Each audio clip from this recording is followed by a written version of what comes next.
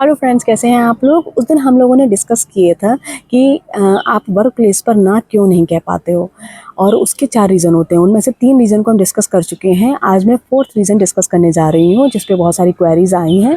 तो 4th reason ये है कि आपका नेचर ही है कि आप किसी को ना नहीं कह पाते हो।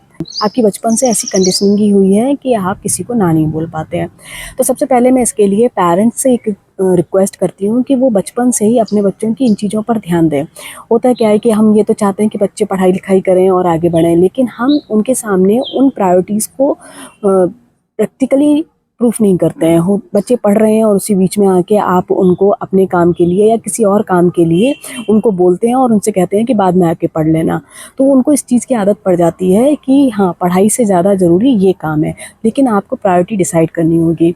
जब बच्चा पढ़ रहा हो और 2 घंटे का टाइम डिसाइड है कि उसे पढ़ना है, तो उस बीच में चाहे कुछ भी हो जाए, आपको उसे डिस्टर्ब नहीं करना है।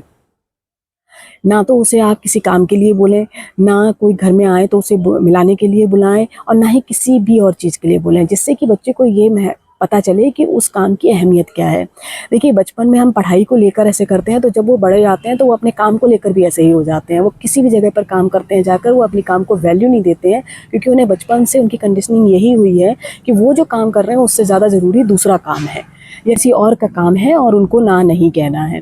तो यही आदत उनको बड़े पर ही पड़ जाती है, जो उनको बहुत ज़्यादा परेशान करती है। इससे उनको जॉब में भी तकलीफ आती है और वो अपना काम कभी भी टाइम पर दे नहीं पाते हैं।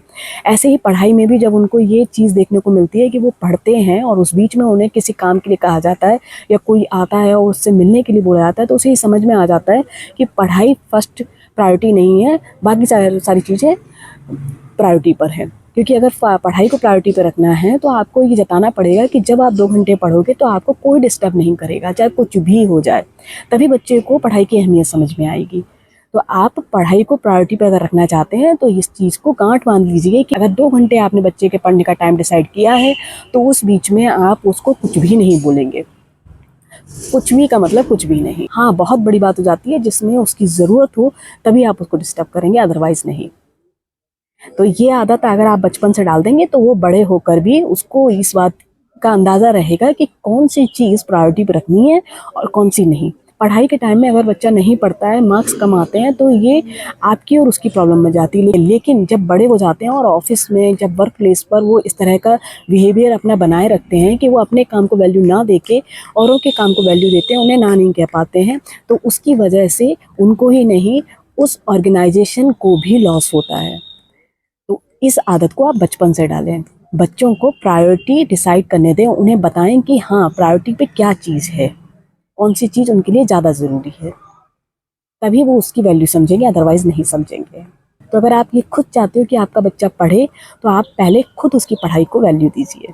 हर चीज़ से ऊपर रखिए। 2 घंटे का टाइम फिक्स है, तो 2 घंटे सिर्फ पढ़ाई। उसके बाद आप उससे हेल्प लीजिए, लेकिन पहले वो अपनी पढ़ाई पूरी कर ले। तो बचपन से ही आदत डालिए, जिससे कि बड़े होकर भी उसको कोई दिक्कत ना हो। Okay, so take care. आज के लिए इतना ही, मिलते हैं अगले वीडियो में।